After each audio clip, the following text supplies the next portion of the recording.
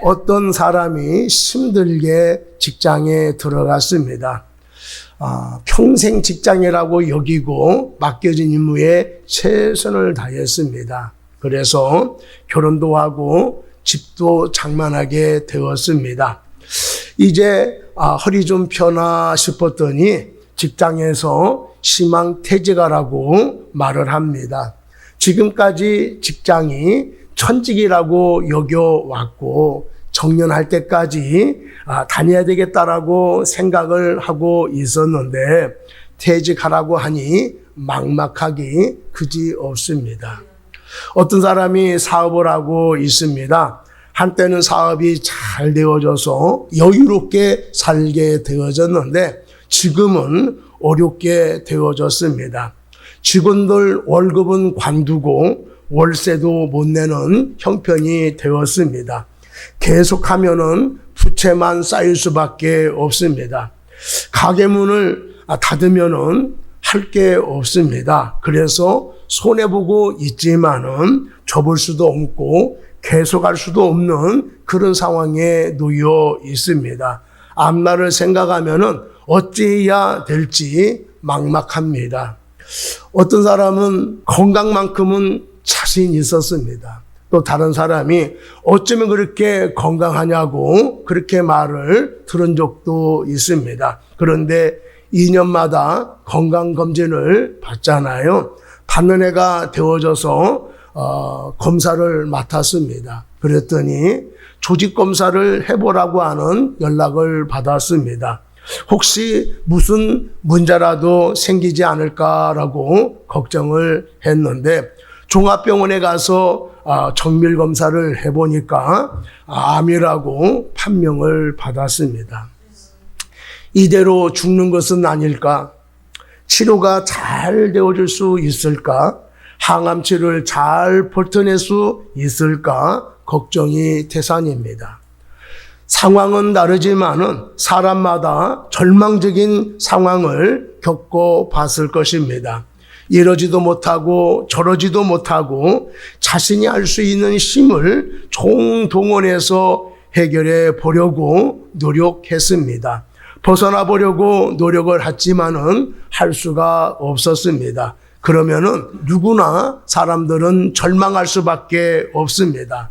여러분, 절망스럽다라고 생을 포기할 수가 있습니까? 그럴 수가 없습니다. 해결할 수 없으면은 대부분의 사람들이 체념하고 살아가게 됩니다.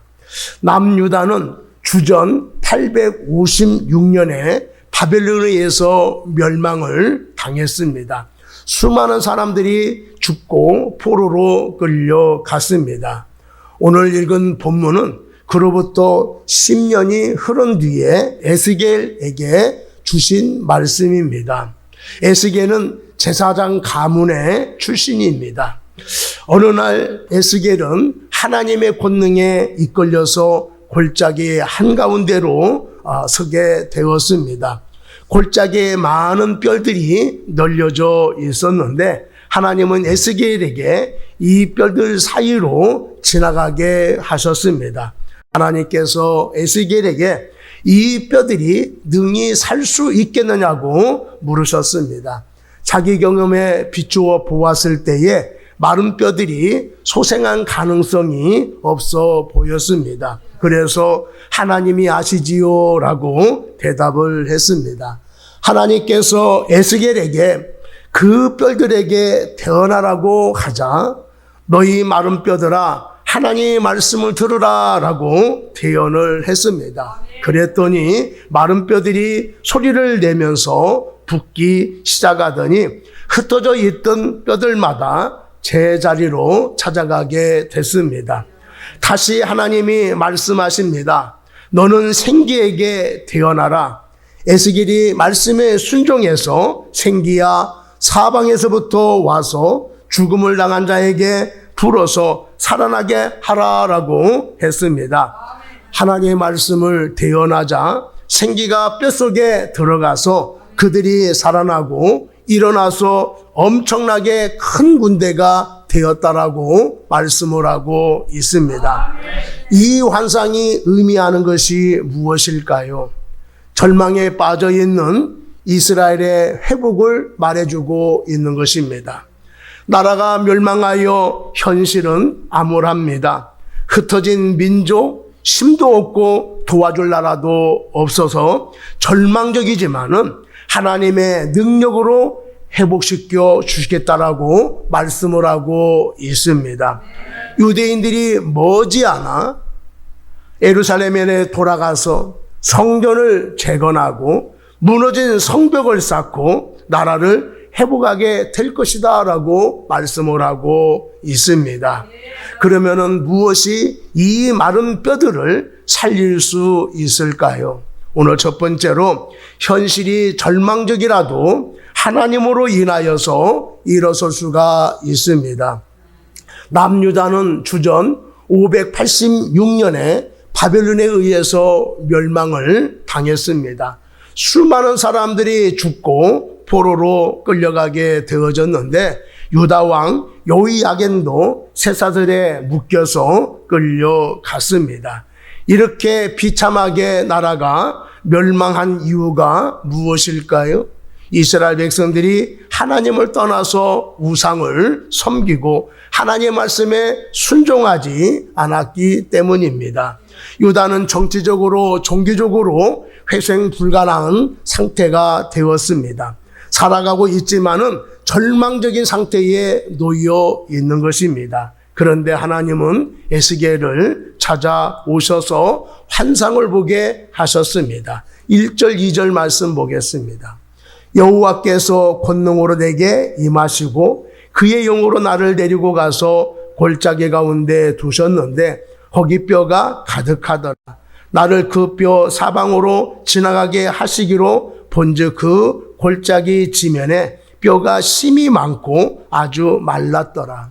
11절 말씀에 보면은 또 내게 이르시되 인자야 이 뼈들은 이스라엘 온 족속이라. 그들이 이르기를 우리의 뼈들이 말랐고 우리의 소망이 없어졌으니 우리는 다 멸절되었다 하느니라. 여기에서 골짜기의 공동묘지는 바벨론을 가리키고 그곳에 있는 뼈들은 바벨론의 포로로 잡혀온 이스라엘 백성들을 가리키고 있습니다.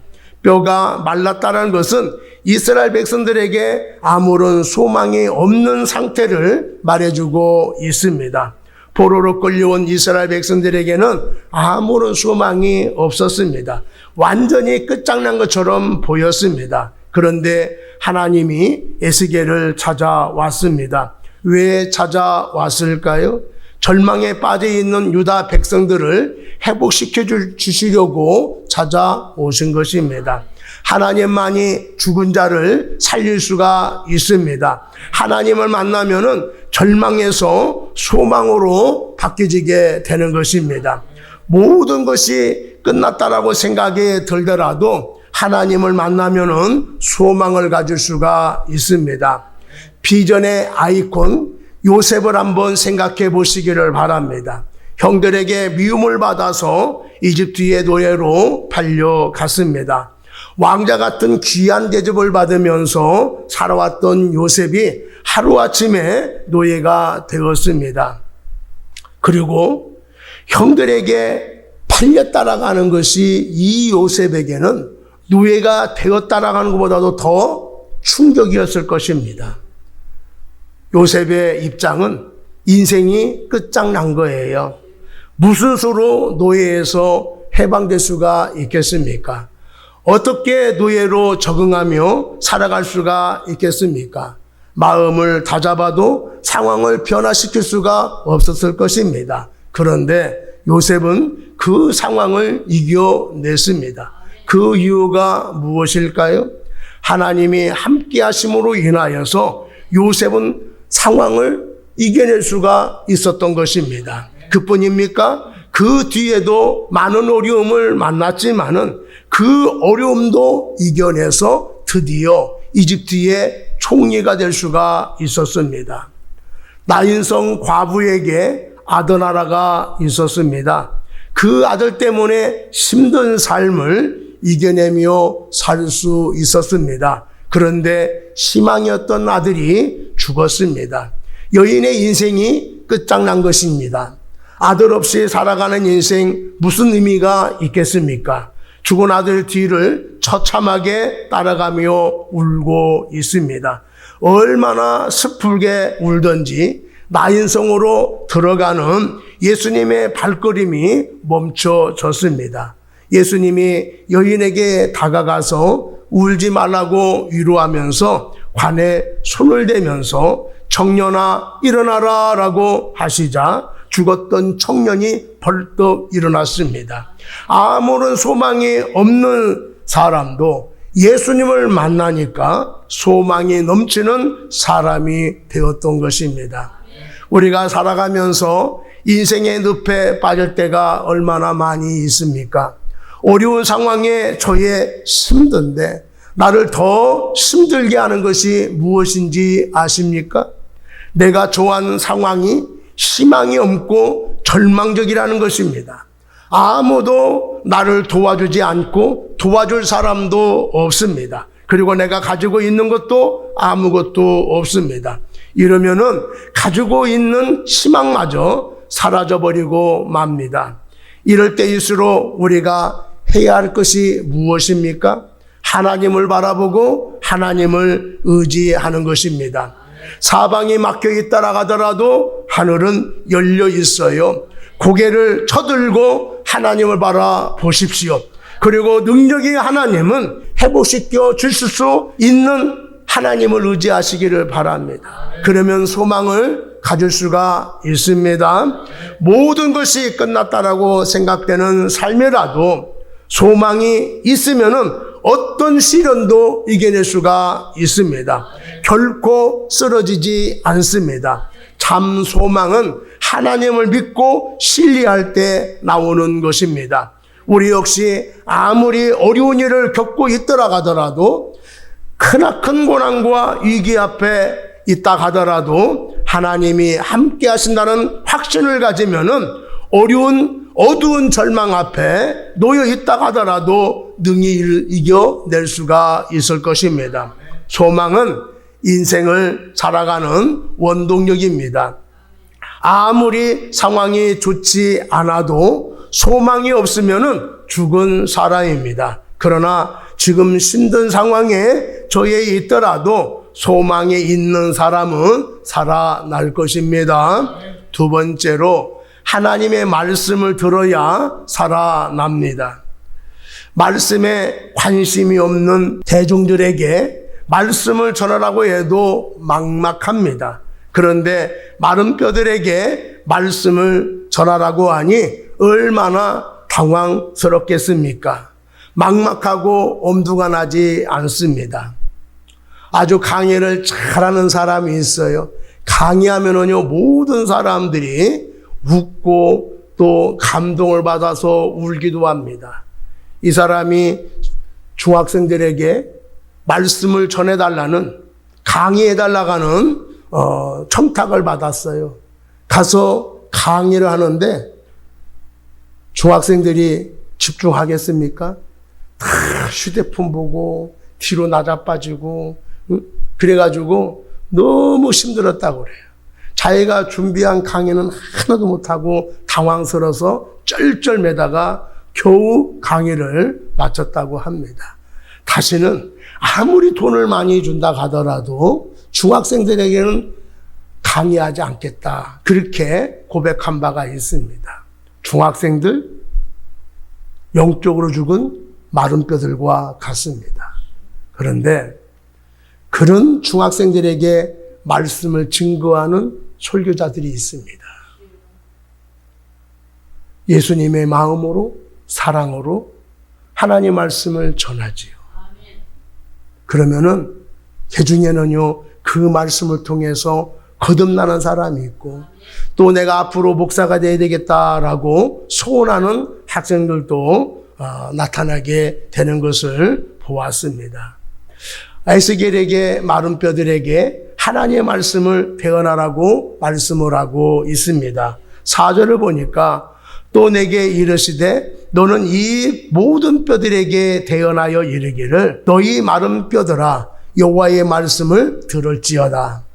에스겔이 하나님의 말씀을 대언하라고 하자 명령에 순종해서 대언했습니다. 그때 놀라운 일이 벌어지게 되었습니다. 6, 7절에 보니까 대언할 때 소리가 나서 움직이며 이 뼈 저 뼈가 들어맞아 뼈들이 서로 연결되더라라고 말씀을 하고 있어요. 마른 뼈들이 움직이는 상상할 수 없는 일들이 일어났던 것입니다. 마른 뼈들이 삐기덕 요란한 소리를 내면서 서로 연결되었습니다. 다리뼈가 붙고 허리뼈가 붙고 가슴뼈가 붙었습니다. 서로 연결되었다라고 하는 의미는 뼈들이 제 위치를 찾아갔다라고 하는 그런 의미예요. 뼈들이 서로 연결되어짐으로 인하여서 하나님의 목적이 이루어지는 것을 볼 수가 있습니다. 또한 뼈에 심줄이 생겨서 살이 차오르기 시작했습니다. 그 위에 피부가 덮여졌습니다. 사람의 형태를 갖추게 되었습니다. 이런 놀라운 일이 어떻게 가능해졌을까요? 말씀으로 기적이 일어나게 된 것입니다. 말씀으로 마른 뼈들이 살아나게 된 것입니다. 뼈들이 살아나는 놀라운 역사가 어떻게 일어나게 되었습니까? 에스겔이 하나님이 주신 말씀을 그대로 전했더니 마른 뼈들이 살아나게 되었습니다. 이것이 하나님의 말씀의 유력입니다. 에스겔이 더한 것이 하나도 없어요. 말씀하신 그대로 순종해서 전하니까 놀라운 역사가 일어나게 된 것입니다. 우리가 해야 할 일은 다른 것이 아니라 말씀을 그대로 믿는 것입니다. 그리고 말씀 그대로 전하는 것입니다. 여러분, 다른 머리 쓸 거 없어요. 내 생각을 더하거나 내 경험을 더하거나 내 지식을 더하면 안 돼요. 하나님의 말씀 그대로 우리가 받아들이고 그대로 전할 수 있는 우리 모두가 되기를 바랍니다. 우리가 가끔 말씀을 전하거나 전도할 때에 곤란한 지경에 놓일 때가 있습니다. 사람을 만나거나 또 가게에 들어가면은 기독교인 줄 알고 화부터 내는 사람이 있어요. 얼마나 냉랭한지 몰라요. 그건 싸우기 싫어서 얼른 나올 때가 있습니다. 어떤 사람은 복음을 전해도 냉랭해서 받아들이지 않는 사람도 있어요. 이런 사람들이 생고구마입니다. 저런 사람들 아직 준비가 되어 있지 않아서 거부하고 있는 거예요. 그런데 하나님은 상황과 여건을 보지 말고 말씀을 전하라고 말씀을 하고 있습니다. 여러분, 살고 죽는 것은 하나님의 손에 달려 있습니다. 하나님의 일과 사람의 일의 경계가 분명합니다. 우리는 도구에 불과해서 아무리 기가 막힌 말을 전한다 하더라도 우리의 힘으로는요, 한 사람도 예수를 믿게 할 수가 없어요. 인간관계를 잘 맺는 사람이라 하더라도 예수를 믿게 할 수가 없습니다. 생명을 주는 일, 구원의 역사는 하나님만이 하실 수가 있는 것입니다. 우리는 대상을 보고 판단하지 말고 그대로 말씀만 전하기만 하면은 하나님이 놀라운 일을 행하실 줄로 믿습니다. 말씀을 전하라고 하면은 나는 성경을 잘 몰라요 라고 하는 분들이 있어요. 우리가 신앙생활 할 때에 성경을 많이 알면은 그만큼 하나님을 열심히 잘 믿고 신앙생활을 잘 할 수가 있습니다. 그런데 성경을 많이 알고 있다라고 해서 전도를 잘하는 것은 아닙니다. 여러분, 성경을 잘 알고 있으면은 전도 대상자에게 은혜롭게 말씀을 증거하는 것이 아니라 싸우게 됩니다. 그래서 예수 믿는 사람들이 안 믿는 사람들에게 성경 자랑할 필요가 없어요. 해야 될 것이 무엇이냐면은 성경을 이야기하는 것이 아니라 내가 받은 은혜를 나누면 되는 거예요. 여러분, 방황하는 영혼들, 힘들게 살고 있는 사람들이 바라고 있는 것이 무엇인지 아십니까? 순수한 복음을 듣기를 원해요. 다시 말하면은 내가 어려움을 겪고 있는데 이 어려움을 해결해 줄 수 있는 사람을 찾고 있어요. 그 사람이 누굽니까? 나예요. 은혜 받은 나. 내가 어려움에 처했을 때 하나님의 은혜로 어려움을 이겨냈잖아요. 그거를 듣고 싶은 거예요. 아니, 어떻게 해서 어려움을 극복해냈습니까? 이걸 듣고 싶은 거예요. 그래서 그 사람이 이야기하기 전에 내가 어려움을 겪었을 때 하나님이 이 모양 저 모양을 통하여서 나를 어려움에서 극복해 내셨다라고 이야기하면은 그 진실된 말씀에 마음이 열려지고 그 말씀으로 감동을 받게 되어지는 것입니다. 나와 비슷한 어려움을 겪고 있는 사람들에게 내가 받은 은혜를 나누면 되는 거예요. 내가 알고 있는 진리, 내가 깨달은 진리를 그대로 전하면 진리를 통하여서 죽은 영혼들이 살아나게 되는 것입니다. 그런 역사가 여러분들에게 일어나기를 바랍니다. 여러분, 인간적인 방법으로 부흥이 일어나지 않습니다. 변화는 하나님의 능력이지 사람의 능력이 아니에요. 우리의 언변으로 한 사람도 변화시킬 수가 없습니다. 수단으로 사람을 인도할 수가 없어요. 교회로 초청할 수는 있지만은 그 사람이 예수를 영접하는 것은요, 우리가 할 목이 아닌 거예요. 에스겔이 한 것은 말씀을 대언한 것 뿐입니다. 그대로 전했는데 놀라운 역사가 일어나게 되었어요. 말씀의 능력이 놀라운 변화를 일으키게 된 것입니다.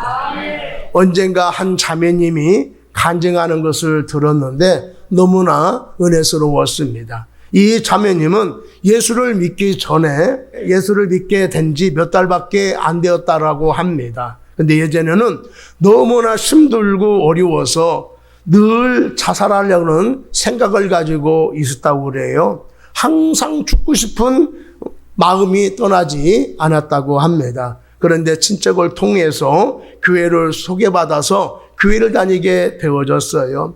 그 교회에서 복음을 들으면서 예수님을 믿게 되어졌는데 놀라운 변화가 일어나게 되었습니다. 교회에 오는 것이 그렇게 기다려지고 예배드리는 것이 그렇게 좋을 수가 없습니다. 특히 하나님의 말씀을 배우고 나니까 마음의 기쁨이 충만해서 이제는 죽고 싶은 마음이 다 사라져버리고 너무나 행복한 나날들을 보내고 있다고 했습니다. 예수님이 그 삶 속에 들어가고 하나님의 말씀이 그 속에 들어가게 되어지니까 죽음의 그림자에 눌려서 신음하던 인생이 하나님의 형상으로 새롭게 변화되어져서 존귀한 삶을 살게 되어진 것입니다. 하나님의 말씀은 죽은 자도 살리십니다. 말씀으로 세상을 지으신 하나님의 말씀으로 다시 살리시는 것입니다. 절망 중에 있던 사람이 말씀을 듣고 소망으로 다시 살아나게 됩니다. 인생이 끝장났다라고 생각하는 사람도 하나님의 말씀을 들으면은요, 다시 살아날 수가 있습니다. 전에도 알아듣지 못할 것 같아도 마른 뼈같이 무가치한 존재라 할지라도 말씀으로 새롭게 되어지는 놀라운 역사가 일어나게 되는 것입니다. 우리 영혼은 말씀을 먹고 살아갑니다. 육체는 밥을 먹어야 건강하고 살아갈 수가 있어요. 그런데 우리의 영은 영의 양식인 말씀을 먹어야 영적으로 건강하고 영적으로 살 수가 있습니다. 말씀은 생명력이 있습니다. 말씀은 활력이 있어서 영혼을 소생케 합니다. 말씀을 사모하는 여러분 되기를 바랍니다. 말씀을 기대감을 가지고 듣는 여러분 되기를 바랍니다. 그리고 들려진 말씀, 깨달은 말씀을 붙잡고 살아가십시오. 그 말씀이 여러분들을 회복시켜 줄 것입니다. 말씀이 상처난 여러분들을 치유해 주실 것입니다. 말씀이 여러분들을 마른 뼈 같은 인생을 살아나게 만들어 줄 것입니다. 세 번째로 하나님의 능력으로 살아날 수가 있습니다. 에스겔이 하나님의 명령에 따라 말씀을 뼈들에게 대언하자 마른 뼈들이 맞추어지고 힘줄이 생기고 살이 입혀지고 가죽이 입혀짐으로 인하여서 사람의 모습을 갖추게 되었습니다. 그런데 한 가지 아직도 부족한 것이 있습니다. 그것이 무엇입니까? 그 속에 생기가 없다라고 하는 것이지요. 그래서 생기를 향하여 태어나라라고 하나님이 에스겔에게 말씀을 하고 있습니다. 9절 한번 보겠어요. 또 내게 이르시되 인자야 너는 생기를 향하여 태어나라. 생기에게 태어나여 이르기를 주 여호와께서 이같이 말씀하시기를 생기야 사방에서부터 와서 이 죽음을 당한 자에게 불어서 살아나게 하라 하셨다 하라. 아멘. 여기서 생기라고 하는 말은 영, 바람을 말하고 있습니다. 다시 얘기하면은 하나님의 능력이요, 하나님의 품성이요, 이걸 말하고 있어요. 하나님이 인간을 창조하실 때에 흙으로 사람의 모양을 만드시고 그에 생기를 불어 넣었더니 생명이 되었다라고 말씀을 하고 있습니다. 흙에 지나지 않는 모형이 살아있는 존재가 된 것입니다. 무엇으로 인하여서? 생기가 들어가니까. 하나님의 능력이 들어가고 하나님의 품성이 들어가니까 드디어 사람이 되었다라고 말씀을 하고 있어요. 죽은 자에게 성령의 능력을 불어넣으면 살아나게 되어 있습니다. 여기서 죽은 자들은 바벨론 포로로 끌려온 사람들이라고 말씀을 드렸습니다. 그러므로 죽은 자처럼 절망에 사로잡힌 자, 침체에 눌려있는 자, 사망 권세에 매여 무기력한 자들이 살려면은 어떻게 해야 할까요? 하나님의 능력을 덧입어야 합니다. 하루에 몇 번씩 각오하고 결심한다고 변화되는 것이 아닙니다. 변화되기를 원합니까?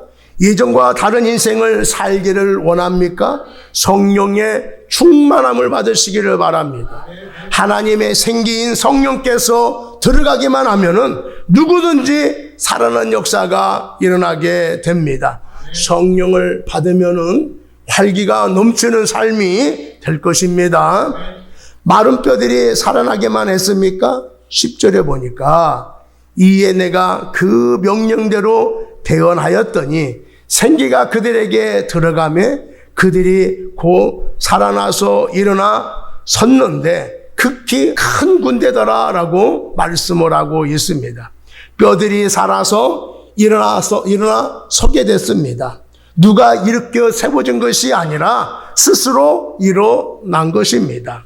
생기가 들어가자 살아나서 큰 군대가 되었다라고 말씀을 하고 있어요. 큰 군대가 되었다라고 하는 것은 이제 다시 전쟁을 해도 패배하지 않도록 강한 군대가 되었다라고 하는 그런 말씀이에요. 하나님께서 불어넣으신 성령의 능력과 영적인 생명을 갖게 된 사람들은 약속의 땅에 들어가서 하나님을 온전히 섬기는 백성이 될 것입니다. 성령의 충만함, 능력으로 충만하게 되었으니 누구와 싸워도 이길 자신감이 생기게 되어진 것입니다. 무엇을 한다 하더라도 어떤 상황에 놓여 있다 하더라도 할 수 있는 자신감이 생기게 되어진 거예요. 하나님의 생기인 성령께서 들어가면은 누구든지 살아날 수가 있습니다. 성령이 임하면은요, 변의 역사가 일어나게 됩니다. 부부가 교회를 다니고 있었습니다. 남편은 마음이 뜨거워서 신앙생활을 열심히 하는데 부인은 냉랭합니다. 교회 출석은 하지만은 열심을 내지 못했고 헌신도 하지 못했습니다. 집안에 문제가 생기게 되어졌어요. 부부가 상의한 끝에 저녁 9시마다 작정 기도를 하기로 했습니다. 남편은 강대상 앞에 나와서 기도를 했고 부인은 유아실에 들어가서 기도를 했습니다. 기도를 시작한 지 며칠 후에 유아실에서 기도하는 아내가 성령이 임하게 되어졌어요. 기도하는데 갑자기 혀가 말리더니 방언이 터져 나왔습니다. 방언의 은사를 받고 보니까 생각이 달라지기 시작을 했습니다. 소근소근 작게 기도한 소리가 유아실 밖까지 들리도록 큰 소리로 기도하게 되었습니다. 이튿날 기도하는데 몸이 갑자기 떨기 시작하더니 펄쩍펄쩍 뛰면서 기도를 하게 되었습니다. 나중에 정신 차리고 보니까 남편 옆에 와서 기도하고 있는 자신을 알게 되어졌어요. 성령의 체험, 성령의 임재하심을 체험한 이분은 그때부터 달라지기 시작했습니다.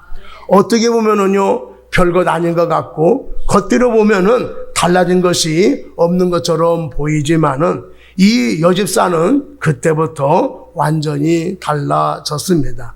옛날에 하던 일을 똑같이 하고 있지만은 달라진 것이지요. 교회 와서 찬송을 그냥 부르는 것이 아닙니다. 성령의 기름 부음이 있는 찬송을 드리게 되어졌어요. 예배가 그냥 예배가 아닙니다. 성령의 감동이 되어져서 예배를 드리게 되어졌어요. 예전에는 우두커니 나와서 앉아 있었는데 하나님의 말씀에 집중하게 되어진 것입니다. 그렇습니다.